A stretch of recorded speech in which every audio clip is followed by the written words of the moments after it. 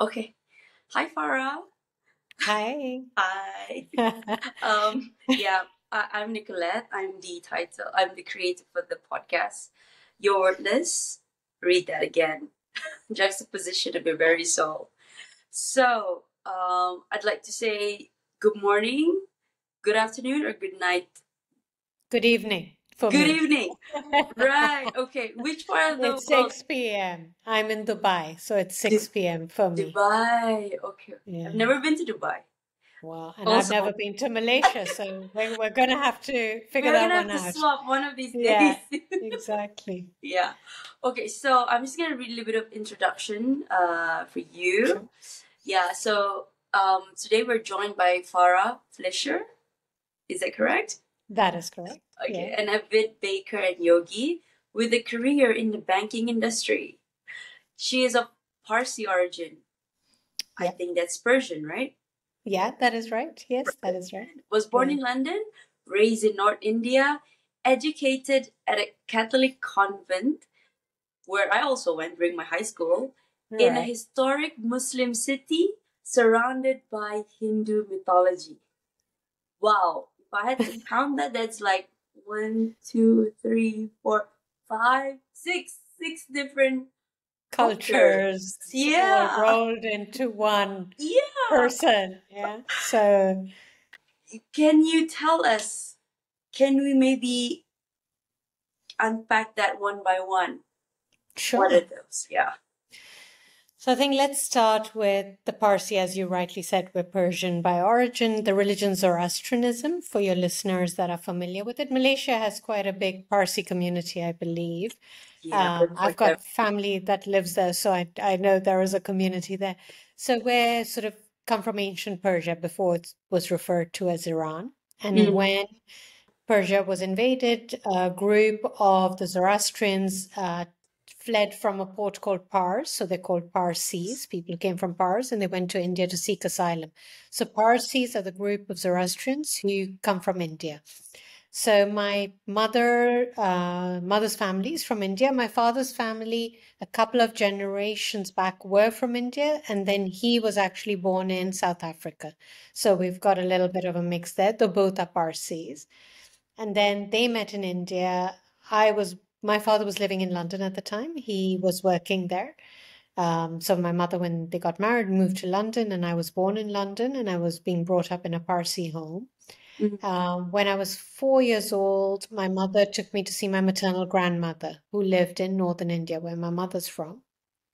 And this little town is called Lucknow. It's quite Like, historic. Yeah. yeah, So and I you'll, always see yeah, that in Bollywood movies. there you go. So Lucknow is the town of Nawabs. It's very historic in terms of the mutiny against the British in 1857. The British call it the uprising, the Indians call it the mutiny. So it just depends Mm, on which part of history you're on. But India is mainly predominantly a Hindu sort of cultural country, right? yeah. And then the missionaries had set up schools. So they were the English medium schools in Lucknow, and they're the equivalent of a private education. So my mother had gone to this school. She sent me to the same school. We had Catholic nuns, Irish nuns, Indian nuns, interspersed with other sort of teachers. But it was a Christian school, a Catholic school that I went to. But when you're a child, you're just absorbing it all, right? You don't appreciate the diversity of that experience, I think, till you don't become an adult. And as you just pointed out, six cultures. But for me, it was just, this is home. This is Life, the yeah. school I go to. This is my family. And these are my friends who come from all different cultures, which you just knew the individual. You didn't focus so much on the background or the religion, but you knew there were different practices in each home Yeah. that you just become part of. It's very, very organic. The osmosis of that, of all Yeah. of. I love that. So you're saying your father was born in South Africa. So so the religion in the household. Parsi, Zoroastrian. Ah, So wow, we're unique. Zoroastrian. Yeah. Okay. Okay. So I'm okay, so I would like to say that I am actually a qualified accountant. So besides doing podcasts, I have a 9 to 5. So Same. Same. yeah. So Snap there. I'm in banking, your accountant. Sounds like we can talk numbers. yeah. Yeah. So let's talk about your career. Like, wow, finance for 30 years. Is that right? Yeah, yeah, Okay. that is true. So I Did you love wanted to it? be a doctor. I wanted to be Oh a my god. doctor.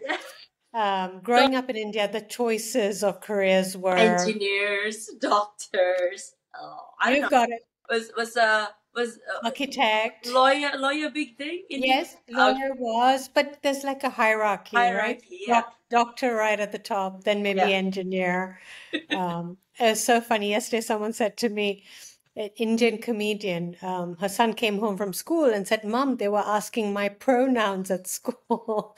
And she Okay. said, You tell them your pronoun is DR, doctor. I know that sums up an Indian mother. So, Yeah. in the hierarchy of the pecking order, doctor, engineer, lawyer, architect, and then maybe if you do the arts, a teacher, accountants in there as well, with banking, accounting, finance, but very mainstream, very specific sort of career choices. So I did biology at school. I did biology, physics, chemistry because I thought I Mm, was going to be this sci- doctor. science student. Yes, yes, me too. And just I took think accounting for extra subjects so that I could secure extra A's, which I there did. you, yeah, But yeah. there you go.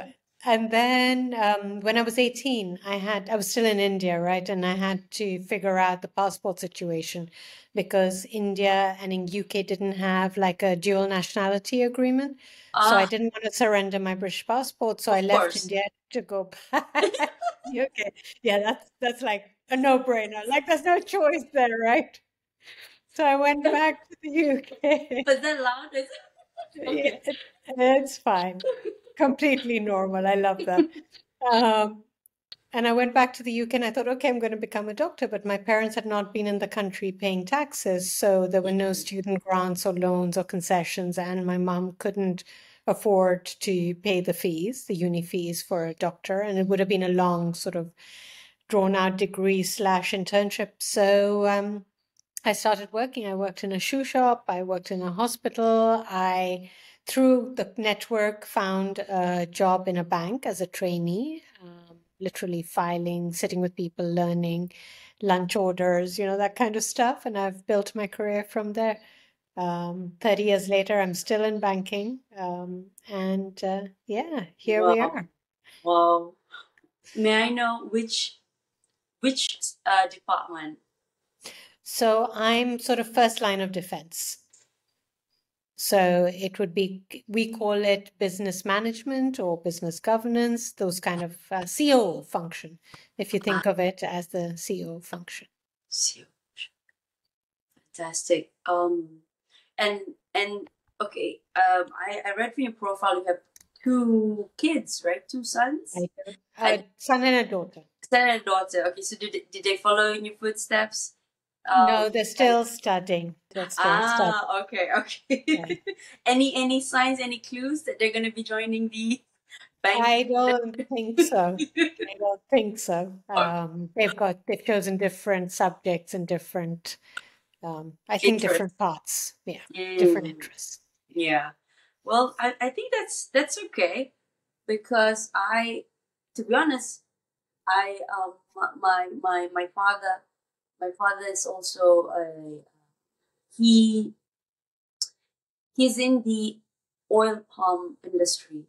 So all my life I only see him maybe once in a week. So he comes down from the estate every weekend. And yeah, but I owe that to him. All my life. He's he's uh because I'm Filipino, but I'm Malaysian. So also a little bit cultured as well, a bit different culture. But yeah. So okay, Farah, if do you I know this is the age of people are going into content creating, especially the youngsters, right? So if there are people, millennials, no, I'm millennial, Gen Zs that are entering the banking market, I would want to get maybe piece of, from your advice, because I do have friends who's in banking. Some are in there for about 8 years, some are just starting. What do you think? What can you advise? It's a very sort of interesting one. I think it depends on where you are in the world, right? Mm, Finance as a profession is always going to have a place, but I think the nature of banking is changing, especially for the younger generation, right? It's going more digital. They don't necessarily need the old style branch concept or talking to a person or going to meet a person. So yeah, I think the style, if you think about pretty much every food delivery organization has some sort of a cash or a credit system going. I read an article about how Starbucks, with their Starbucks cards, are banking X amounts of money with people who put a credit on their card, right? So Starbucks has X amount of money that their consumers are lending to Starbucks in a way. So I think the whole nature of finance is changing. I think for the younger generation, if they want to come into it, I would definitely recommend some sort of knowledge or awareness on digital and technology, because mm, that is where they're going to move towards, right? Pretty much everything is data driven, right? So they need to understand data. Pretty much everything is going to move towards digital workflows, digital journeys. So I think if you come with that, so the finance plus a little bit of technology, I think that's a really great winning combination for them. okay. So data is data. Data is key, right? Data is numbers. Numbers speak. What story do they tell? How do you analyze it? What do you do with the data? What insights do you derive? And then how do you use that to propel your business forward, right? So that's kind of what you and I would also do, but modeling data or creating tables or how do you stage data, those kind of technical expertise would really benefit them. Okay. To all the listeners out there, Hmm. this is the expert talking. Wow, yeah. This is the expert where I'm at from my point of view, right? So thank, limited expertise, yeah. thank you, Farah, for that sharing. So, okay, maybe we can start dive a little bit deeper about your story, your life. What was your childhood like? My childhood was quite shall we say it wasn't stable, right? Mm, Because I grew up in London, or at least what I knew for my early years was London up until age 4. Now I'm taken to India. I don't speak the language. I'm 4 years old and I've gone to see my grandmother. So when you're in a holiday sort of environment for a couple of weeks, it doesn't matter. You're not exposed so much to the environment outside. You're in the family home or friends' homes.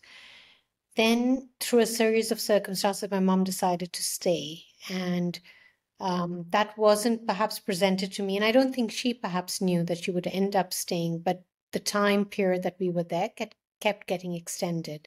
And she eventually decided to stay in India because, my father um, wasn't supporting her in the way she wanted or wasn't being faithful at the time. So she made the choice to stay in India. And then I was put in school there. And for a child to be uprooted from the only home they've known without a lot of prep or a lot of support or a lot of, emotional awareness on the child's reactions, to be placed in a very, very different environment and then sort of allowed to fend for myself without the language skills, without understanding my place in that new society where I had suddenly, been dropped into. So it was a little bit rocky to begin with. And then you go to school, you learn the language, you get over it. But there was always a difference. I was that little bit different. I wasn't mm, Indian enough. I looked a little different. I had a British accent. My mother mm, was different. She was a lawyer, she was practicing. She was this very big personality. So there was always a little bit of, people saying, oh, look at her, or she's so and so's daughter, or her mother does this, or the family does that. So there was a lot of sort of surround sound that you have to figure out whether you absorb or you Or allow it to you just, walk yeah, past it. Yeah. correct. So childhood was a little bit rocky. Um, I think when I look at it from an adult lens and what would I want to give my children, or would I have chosen that kind of childhood, or what might I have done different? I think, the circumstance of being in India perhaps would have stayed, but just how the child, maybe the support structure around the child, but you are talking a long time ago, right? Whereas it was Mm, very different parenting, a different outlook, a different method, if you like. yeah. Were you the only child? No, I've got siblings as well. So when you were you the eldest? I'm the eldest. Okay, so when you were in India, so they followed. Correct. Yeah. Okay. Yeah. So did they also experience the same kind of, I wouldn't say displacement, but more of a I feeling of don't think so. Yeah, mm, so my brother was born there, means I don't want to speak on his behalf, but okay, India is home for him more so India than is home for was. him. Yeah. So Okay, he was born there, right? So it's a um, very different beginning and a very different outcome. understand. Okay. So how was your relationship with your mother? My relationship with my mother as I grew older, we were friends. Okay. When I was younger, it was probably a little bit more tumultuous because I think I didn't understand why I was in India. I missed my home, I Did missed you where I came confront from. that? Like because you I see think all the, age the four, kids when you and don't all of a sudden, confront. right? Like, why do you take me here? I didn't Yeah, want no. to here in the beginning. Yeah, no, age four, and in India, children are meant to be seen and not heard. You do not challenge the The parental mother. authority. Yeah. Okay. But as a Asian, teenager, Asian. I'm Asian too. correct. So Yeah, yes. exactly. It's a very different ethos. You don't do what you see on television. That doesn't go down very well, and it's not tolerated. But I think as a teenager, there was a lot of angst and a lot of, just sort of with the comments, there was perhaps, the challenge, if you like, at that point, but never a confrontation because I perhaps didn't have the emotional vocabulary or even the landscape to understand what I was feeling. It was just that you feel you don't belong, or you feel, people don't get me, or I'm different, or, why am I here? So the first opportunity that I got, aged 18, I was very quick to say, I want to go back to London because in my head, London was always home. So it's a very interesting sort of journey because I don't think today, Gen Zs or the millennials, you all are far more in tune with your thoughts. You have a lot more reference points to understand what you're feeling. There's a lot more validation of your emotional landscape. We didn't have that. I don't think, we were even allowed You to you voice it. would you say like you didn't have like a yardstick to compare yourself to, or it's Definitely that, because there was no one else like me around me. mm, So I was, the only one of me in the town. So definitely there was no yardstick, and you didn't have things like social media to, see what was going on or to see what else might be considered normal. This was the normal that I knew, and this was the normal I was living, except I felt I didn't belong in that narrative. yeah. So yeah, it's a interesting one, but yeah.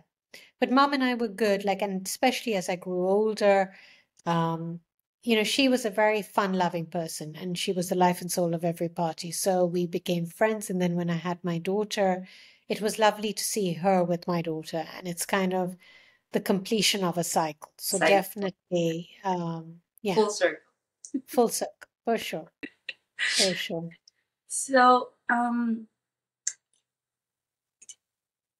Okay, I had so when you were saying, I had so many questions in my head. Um, I also read something about your relationship. It's not. I think you were closer to your. I don't know if this is right to say. You're close to your mother, but not so much to your father. Where he was absent. So Ah, okay. So he was absent almost the entire from the age of 4, my father from was the age of absent. 4. Okay, so it was just your mother all the Yeah, way. yeah. Okay. Okay. And there was a section in your profile that I read. You know, there was a phone call about your mother. You tell, can you tell us what was that about? Sure. So the book that I've written, the memoir, is about my mother and me and the loss of my mother, right? So the incident surrounding the loss started with this phone call where um, it was the middle of the night. So it had been a normal day for me. I was living in Dubai, still am. And my ex-husband had gone out of town on business, so I'd left my phone ringer on. And the phone rang in the middle of the night, and it was my stepfather saying that my mother had been shot, and I had to get home to her as quickly as possible. And she was in Lucknow, the town where I grew up, our hometown. Um, but I couldn't leave because my kids were young and I needed my ex-husband to come home and he was out on business. So I waited till, say, 5 a.m., called him. He booked a flight. He was getting in. I booked a flight to leave. And in all this time, the decision was made to airlift her and move her from Lucknow to Delhi, which is the capital of India, where the medical facilities were better to treat her. So I left the next sort of the same day, but sort of later in the day after my ex-husband arrived, handed over the kids, and then I flew into Delhi to see my mother in hospital. Are you comfortable to share like what actually happened?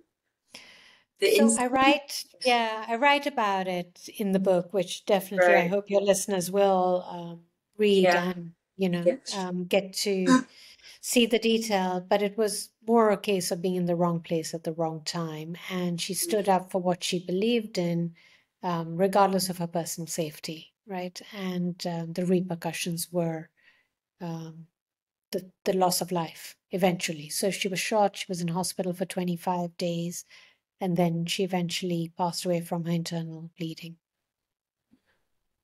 I'm so sorry to hear that. Thank you. Okay. So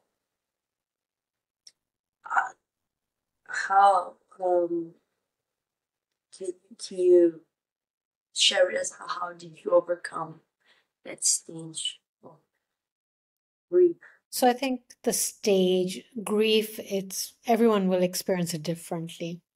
Mm, Um, when I eventually came back from Lucknow, I stayed for a little while, and then like when I came back, I was straight back into work. And, I had a great boss who actually made sure I was kept super busy. So I almost didn't have a lot of time to dwell on it during the working day.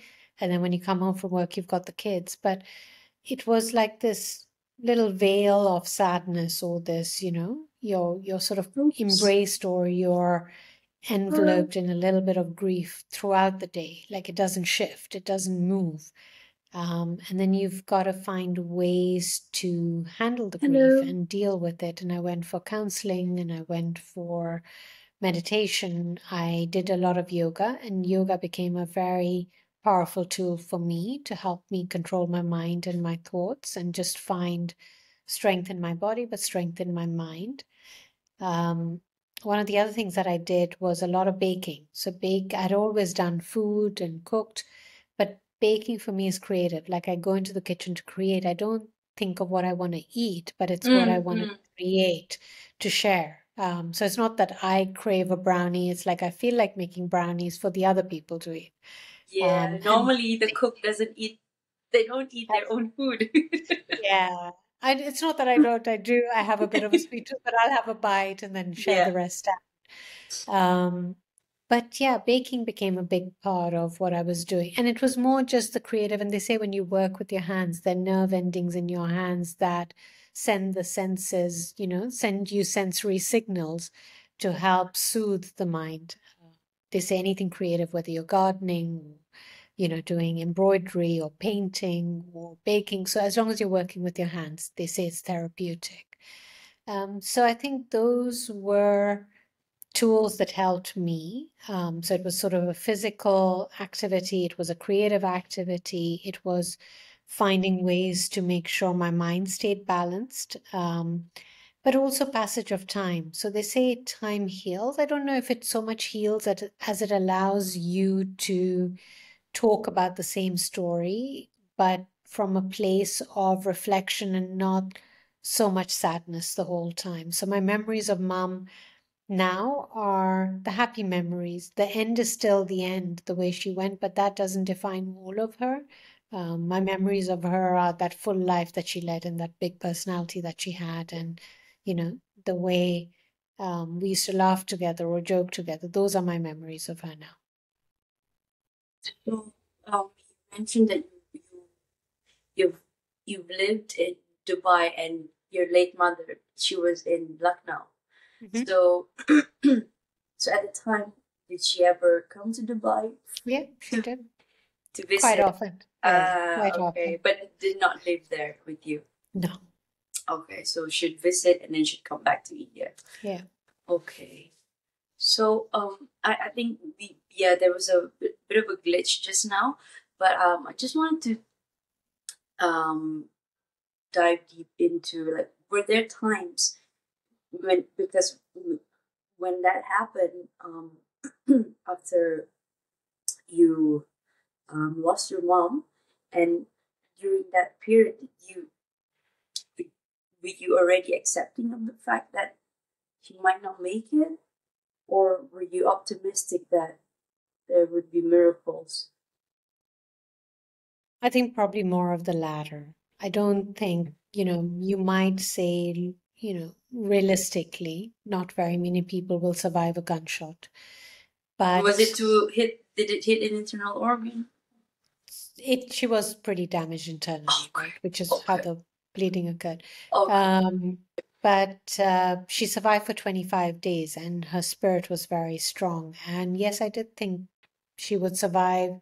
Maybe there would have been some physical impact, but I definitely believe she would survive and, you know, um, make it through. But it wasn't to be. I think I would really need to get a copy of your book. Where can we find that? Uh, The website for you can go to Okay. farahpress.com Ah, and there are okay. links to get it from there. There's also some pictures so you can see the world I'm talking about. Mm, I share resources that I've read or practice that have helped me. And I write a blog on it. And any online retailer, there's a link directly on the website, but any online retailer like Amazon or Ingram or Barnes and Noble, anything that you use to buy books, you can find it. we can find it there. Okay. Yeah, Amazon, definitely. yeah. And I Any? look forward to hearing your feedback and reading your review. Yes. Yeah, Is there an ebook? there's an ebook. There is Okay. an ebook. Yeah, Okay. Okay. yeah. That's yeah, ebook, or I'm more of a old school, but for ease, I'd like to read from the iPad. But yeah, Sure. let's see. Yeah, yeah. Okay. You, so I, from the story, you mentioned, I think, in your profile, that you, at times, I don't know at which point in your life, you struggle to understand what is the duality of life and death. Well, in your own words, well, why, how did you struggle with that, and why did you think you struggle with that? So I think, much as we might mentally be aware that life is finite, Mm, when you lose someone, I think it's a very different reality and it brings to the forefront the fragility of life, right? And how we take it for granted that we're going to wake up tomorrow and make plans and, we've got plans to go out with our friends or we've got travel plans.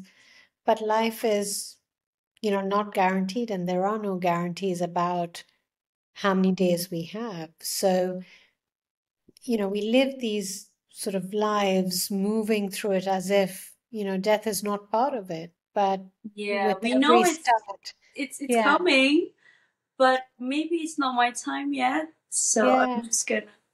And things like what happened to my mom don't happen to people like us. Might be something you might think, right? This is Yeah. a story you read, Yeah. right?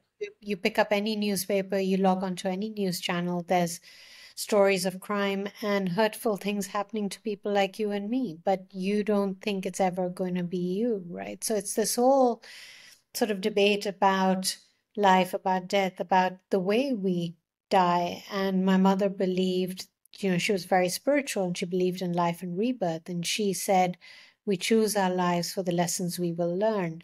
Um, and it was hard for me to understand why somebody might choose to go the way she went, because what was the lesson in that? And mom always said she would free herself of the cycle of life and rebirth in this lifetime and pay off all her karmic debts. So if you believe in karma and you believe in, you pay off those debts each lifetime, by the way she went, she would say to me, and even when she was in hospital, she said to me, I'm going to get moksha, which is kind of the eternal bliss or the freedom from this cycle. So I think there's a lot to try and wrap your head around when you're going through the loss of someone, but you pick at it, you try and understand it, you digest it, you listen to philosophy, you hear other thoughts, you hear other speakers, and you try and bring it all together into some um, sort of philosophy that works for you.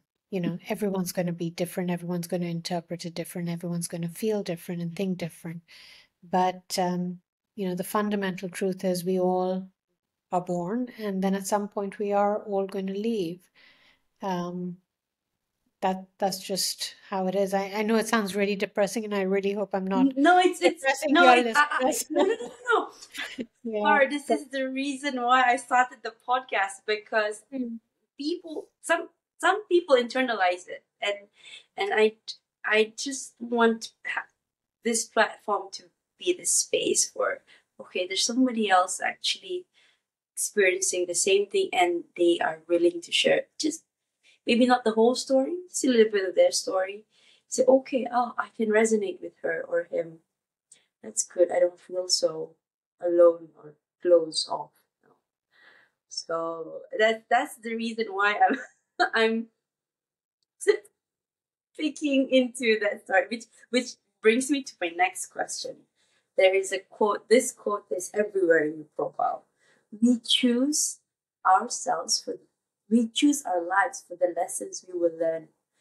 Please, please, please enlighten me, because when I hear it, my interpretation, we choose our lives for the lessons we will learn. For example, I don't know if you heard my podcast, but by the age of 30, I have gone through, I have, okay, successful career.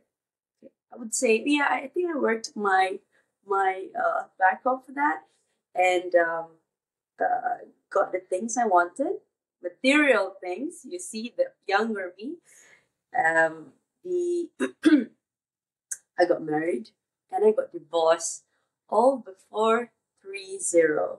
So, of course, the doing was me. I consciously made every decision, even though there were times when people around, people that love me, especially my family, saying, "Okay, don't do it, you're going to regret it." But it's my life. I still want to go ahead and do it. I want to try. Let me try. But all did not end up. Not everything ended up in a very, um, uh, Happy ending. yeah, Yeah. it was in paradise. Hmm. So, mm, in that remark, what is what is this? We choose our lives with the lessons we will learn. I mean, I did not get into a marriage just to get divorced.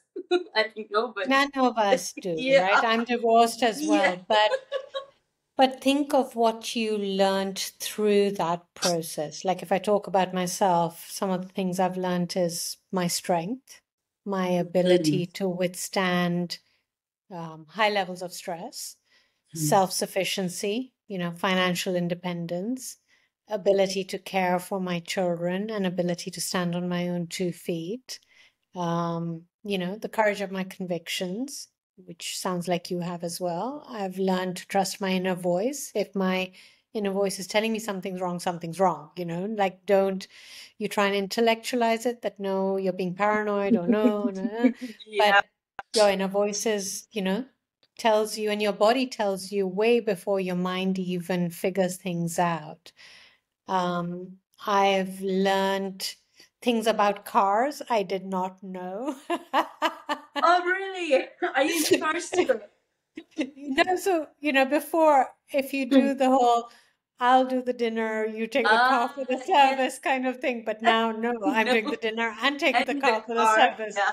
So I've learned things. It's just you figure things out, and these are lessons I might not have learned about myself. I might not have learned my own skill set or my own strength or my own ability to um, do the things that I can do on my own had I not been put in that situation. And again, I did not choose that situation, but Mm. when the situation came, I learned from it, right? And sometimes you don't, these learnings are part and parcel of the situation. It's not that you're saying, okay, what can I learn? Maybe in hindsight, but as you're going through it, you're dealing with the situation day on day, and each day there's something new that you have to tackle. Might have had to talk to lawyers, you might have had to deal with the finance issues, the legality of it, the separation of it, the anxiety, but how do you handle that anxiety? What do you do to self Yeah, soothe, And those are yeah, all the lessons. remnants of that emotional devastation.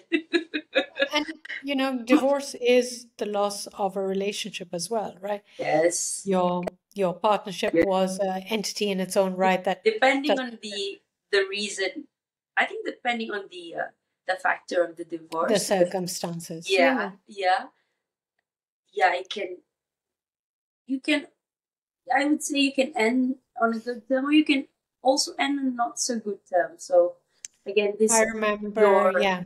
yeah.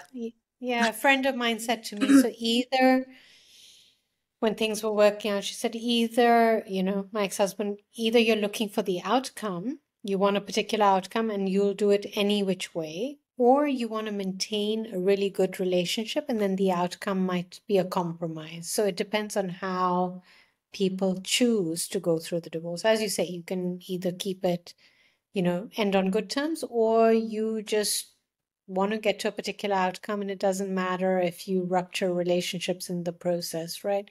So Mm. everyone has to make that choice for themselves. And sometimes you're dealt a hand and you just have to play it. You don't have a choice. You may not have picked that hand, but that's the hand you have, and you've got to play it to the best of your ability. And dropping the hand or folding the hand is not an option.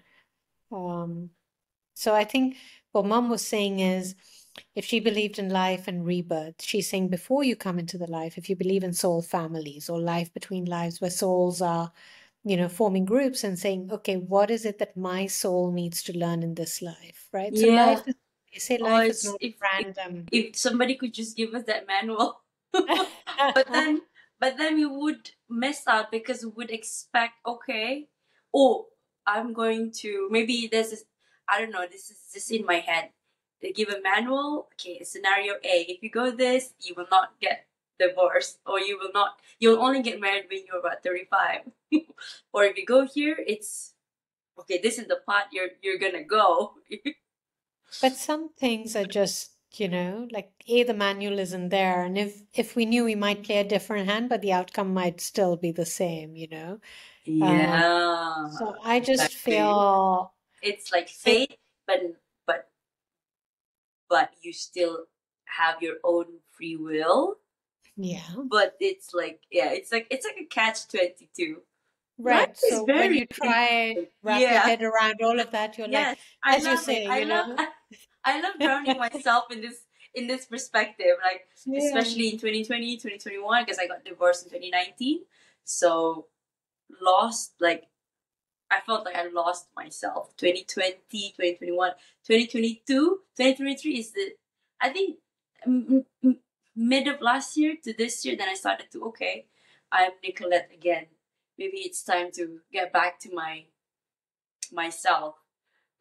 It's like, Well, it took you like 2.5 years, right? And that's what they say. It takes that long to deal with any major life sort of oh, highlight, milestone, low yeah, light, whatever. You need the passage of time to process, to get over it, to deal with it, to, give it its place in your history, but not let it define your future. You've got to mhm, move past it. And as you say, come back to yourself. yeah. The It's hard like, one, yeah. it's like, because sometimes I'm an extremist in the sense that when I felt like, okay, something major, major life event was that, and then I, I just, I thought that life, what's happening? Like, I had to lose myself to find myself again. I guess that's Yep. the, yeah. And there's your lesson. You found Yeah. yourself, and you know that you're stronger than whatever it was that you went through. And you know that, God forbid, in the future, if there's a challenge, you have that strength within you, and you've probably found more strength through the process that you know will stand you in good stead, right? Oh, thank you, Farah. I'll send you my bill for the Yeah, counseling. yeah.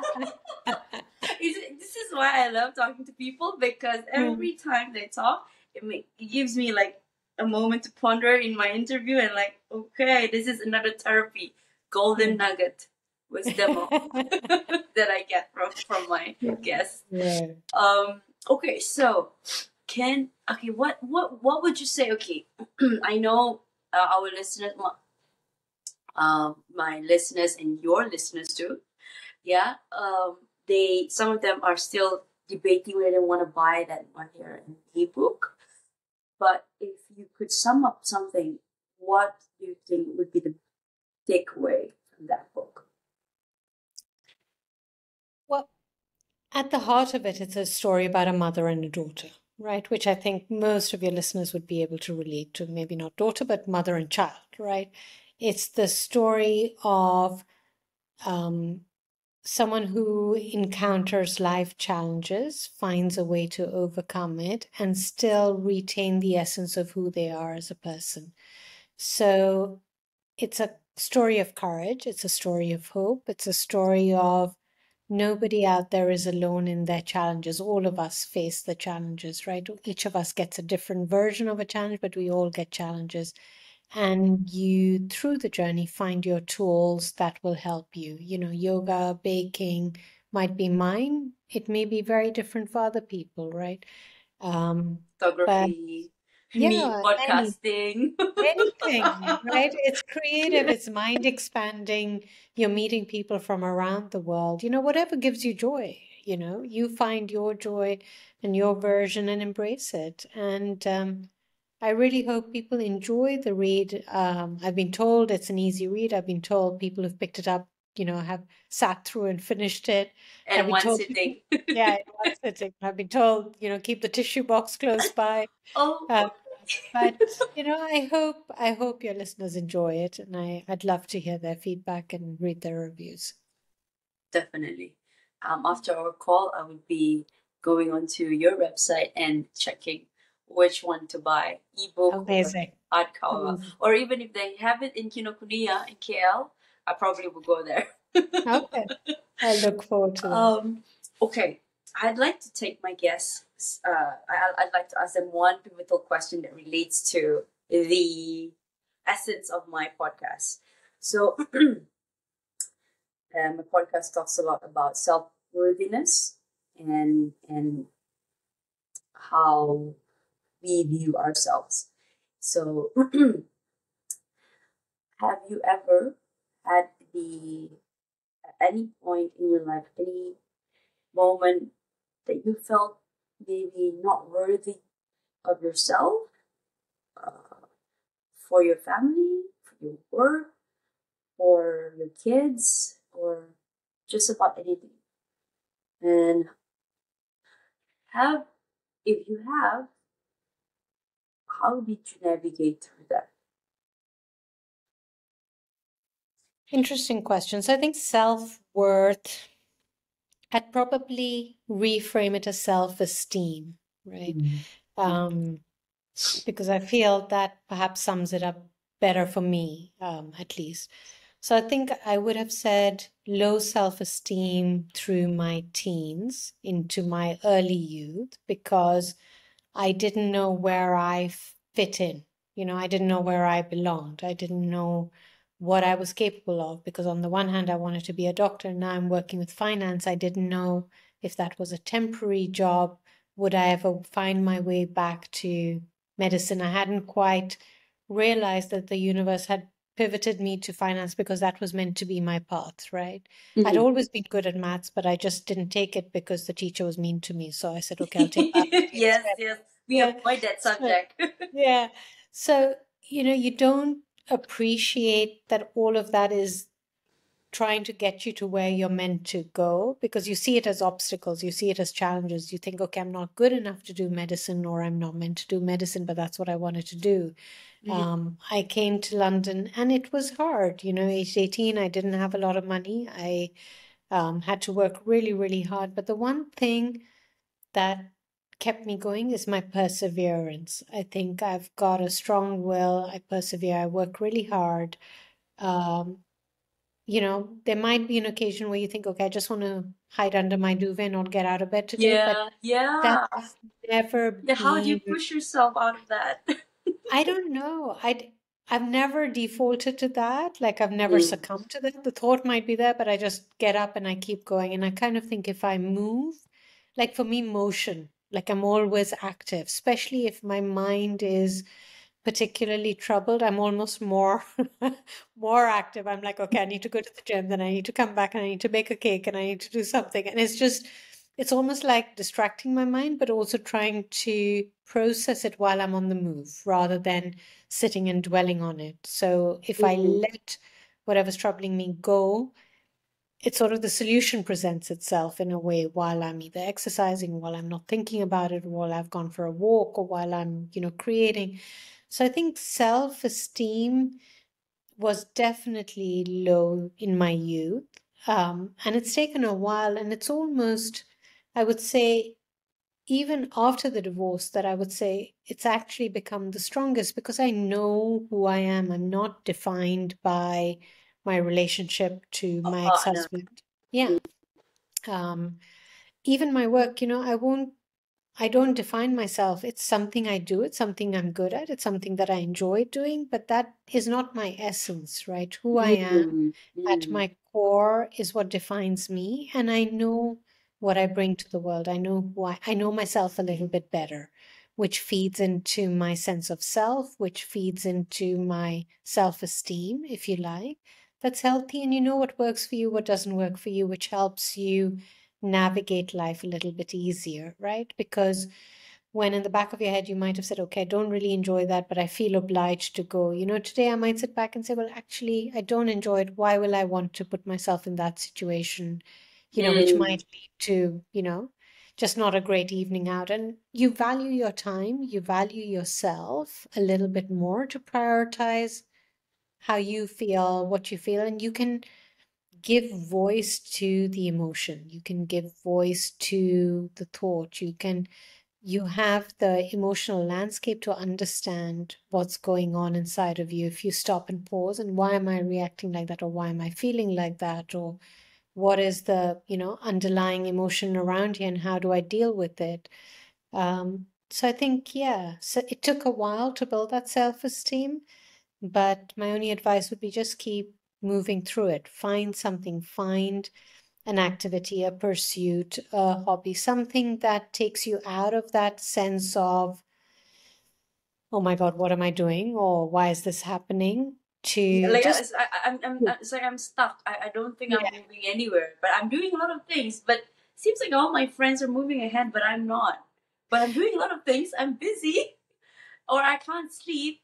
Yeah. Those are the kind of thoughts So I used to have before. my counselor was really, when I was going through my divorce, I was going for counseling as well. And she You said to me, did? yeah, yeah, Oh, yeah, I would highly I recommend. yeah. I would highly recommend.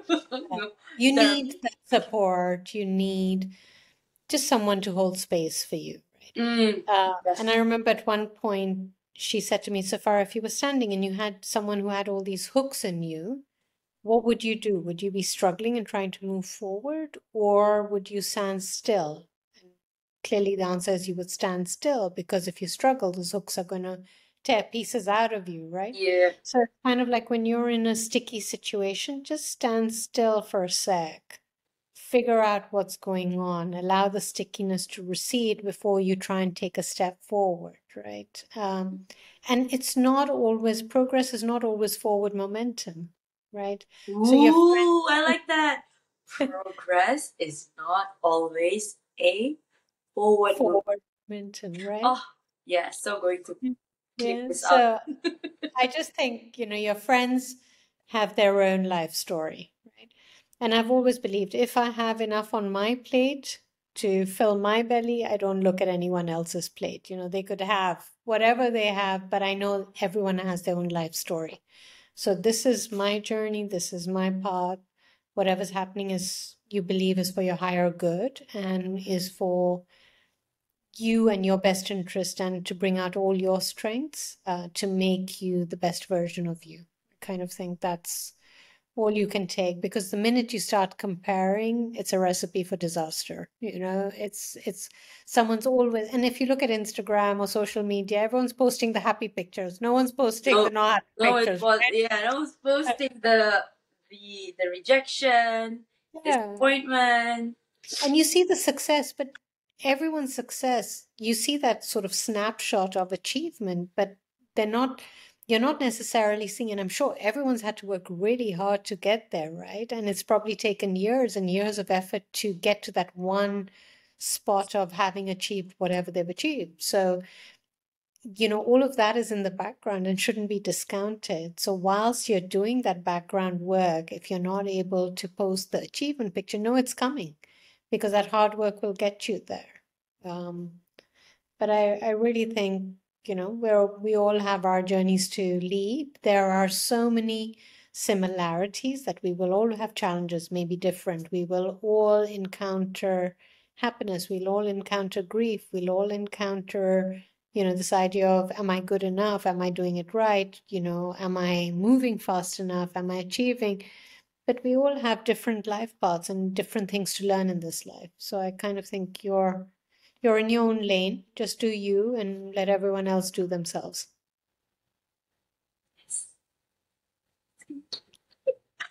Um, Yeah, they're and then definitely sending a bill in the and post. let me yeah. Okay, Farah, you know where to get me. My Yeah. email. Okay, a few more questions before we go. Yeah. So, do you meditate? I so I'm not very good at sitting still, as I've said. I'm kind of Exactly. an So active this is the person. reason why I asked because So, meditation is exactly the opposite yeah, of so I do yoga. Yoga is active meditation, right? If you think of right. meditation, the pause in your thought process, right, to allow the mind to expand. I use my yoga or exercise or anything else that I do that's active to allow that pause in my mind and my thoughts. Okay. So, do you have a mantra that you live by? Do I have a mantra? So I would say the one that's on the website as you open it and in the book as well. Good thoughts, good words, and good Good deeds. deeds, good So thoughts, you good words. try. Yeah. So you start with your thoughts. If you can dream it, you can make it happen. If you can control your thoughts, you can control a lot of the emotional turmoil. What comes out of your mouth, let it be kind if you can. And always make sure your deeds are with integrity. So if you're aligned in your thoughts and your body and your mind and your actions, then you're living in your integrity and you're living um, in the essence of who you are. Would that be if I were to ask for a quote that you would like to leave the listeners and the world as your legacy? Would that be it, or do you have another one? So that would be a great one, I think. But my colleagues always said that on my epitaph they would say she got things done. They used an expletive, but I want to keep it clean for your listeners that she got done. Oh, wow. Okay, So I okay. get things done. I can, make things happen, and it's part of that drive and that action kind of thing. So I'm always pushing, always finding, okay, how do we make things happen? Like there's always going to be a challenge, and I try not to dwell on the risks or the challenges. I look at the opportunity and how do I make it happen? There's always a way to make things happen. Woo! Well, Farah. Well, Farah, I think this has been the most interesting episode so far Thank you. that I Thank you. have on. I appreciate that. I appreciate your time, Farah. So I think we're about time. We're good with time. Great. Yeah. Great. Lovely Um. to have you here. Thank you. Thank you so much again for your time. And I will be. I'll be promoting your book Thank definitely you. via my Instagram. And yes, so listeners, be sure to check out Farah's book called My Hair and Me, a personal story from her to the world. Yeah. Okay. Thank you, Farah. You have a lovely evening. Thank you, Nicolette. You I hope too. I hope we perhaps we can cross Our paths paths, in the yeah, future. paths will Yeah. cross again. Yeah, that Yeah. would be I'm lovely. I'm following you on Instagram. Oh, So amazing. yes, Amazing. yes. Thank So you. if ever I come over to Dubai, Or if maybe I come to Malaysia. definitely. Okay. Thank you, Farah, for your time. Good evening. Have a good Thank time. you. You too. Okay, bye bye.